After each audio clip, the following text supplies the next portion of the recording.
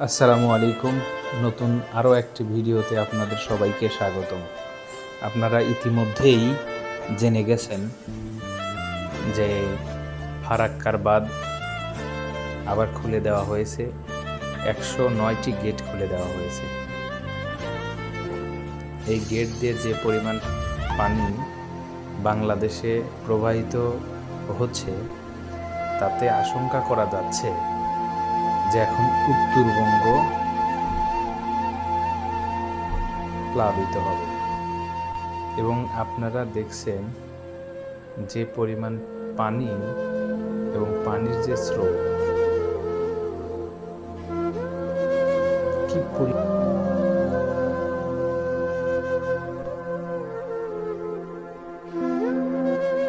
রাজশাহী, নাটোর, সিরাজগঞ্জ, মানিকগঞ্জ, ফরিদপুর, কুষ্টিয়া, এদিকে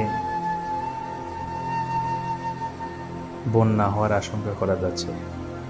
এবং এই এলাকাতে যারা আছেন, এই এলাকার মধ্যে নিচু জায়গায় যারা বসবাস করতেছেন, তাদেরকে অনুরোধ করছি যে আপনারা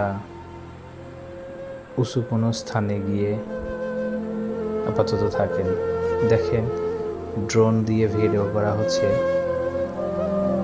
আসলে পানি আর পানি, অথবা পানি, গ্রামের চারপাশে পানি, মনে হচ্ছে গ্রামগুলো ভাসতেছে। তো এরকম পানি যদি আসতেই থাকে, কি অবস্থা হবে? আল্লাহ আমাদের সবাইকে হেফাজত করেন।